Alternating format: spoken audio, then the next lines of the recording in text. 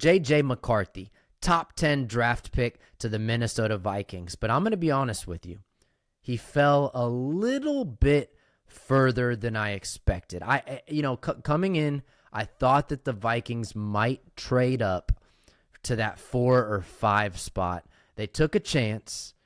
It worked out.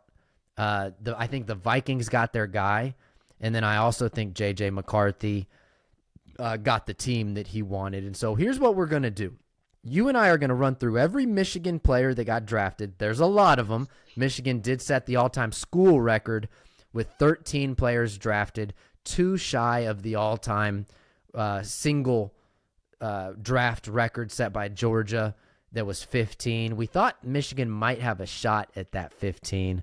They did not, though. They kind of fell flat there in the 5th and 6th round, and then they made up some ground in the 7th, but still fell short of the record.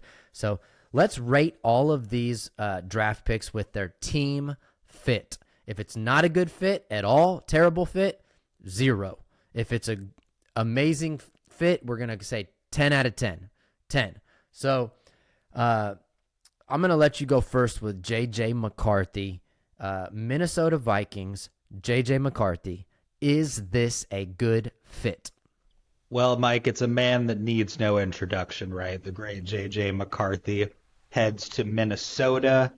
In my opinion, this is an excellent fit, 10 out of 10. If you remember correctly, when we first started our draft discussions here on the pod, I mocked JJ to the Vikings, although it was a little bit lower than he ended up getting drafted at. That was before he started to garner all of the hype, and Jim Harbaugh came out with the famous, "I wouldn't be surprised if he's the first quarterback drafted" quote and all of that. And he was mocked way later into the first round. I projected him to go with the Vikings' second pick in that first round. He ended up going with their first pick at 10. They traded up a spot to get him. I think that this is just the guy to step in and lead that franchise. As a Lions fan, I kind of hate to see it, but at the same time, I'm excited by the challenge of the Lions having to play one of my favorite college quarterbacks of all time, twice a season. I'm excited that I'm going to get to see him play more frequently in that sense, but not so excited about the potential of what he can do and how he can hurt the Lions in the long run. And let me just say that J.J. McCarthy against Aiden Hutchinson twice a year, I mean, that's just the stuff dreams are made of, the NFL just got exponentially more interesting for Michigan fans this year because of all the really cool matchups. And then you got the Harbaugh factor and a couple guys going to LA out there to play for the Chargers. So we'll get to that. Very interesting.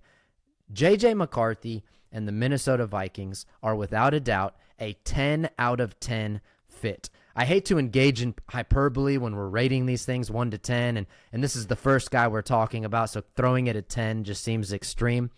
There's no other way to look at it.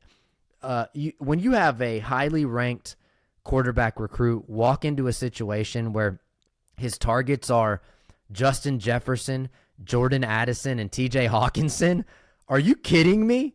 When the Giants passed on JJ McCarthy at I think it was like 6 that they were picking at, I audibly cheered out loud. I did not want him to go to a team like Washington or the New York Giants, like the places that recent quarterbacks go to die, like please don't put JJ in one of those situations.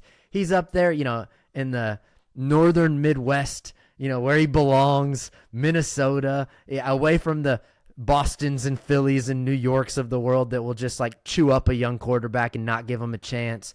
Also a big big hockey state. You take into account JJ's hockey background. Minnesota is like one of the hockey epicenters.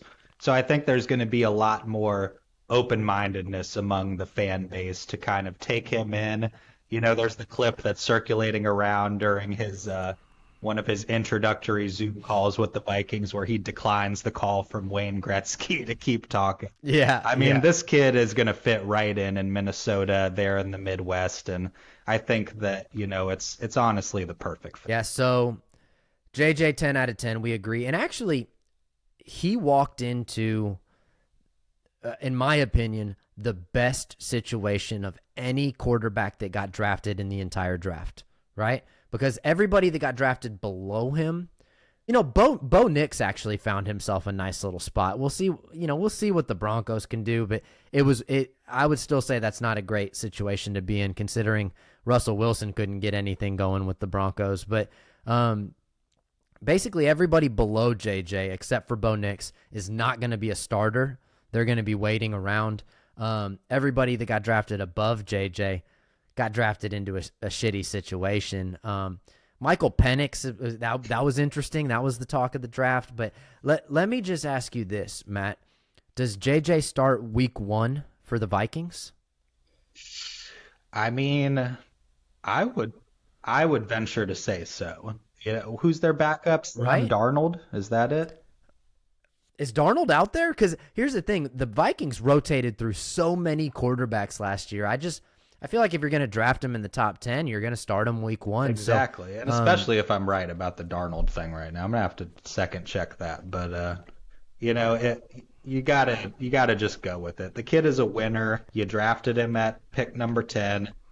He's got a proven pedigree. He's only lost like how many games since high school? I mean, this is a kid that you got to Sam give Darnold. a shot. You're right. Sam Darnold, Nick Mullins, Jaron Hall. So yeah, maybe they say Sam Darnold, for a few weeks to but I wouldn't even see that. JJ's going to pick up the playbook. He's smart.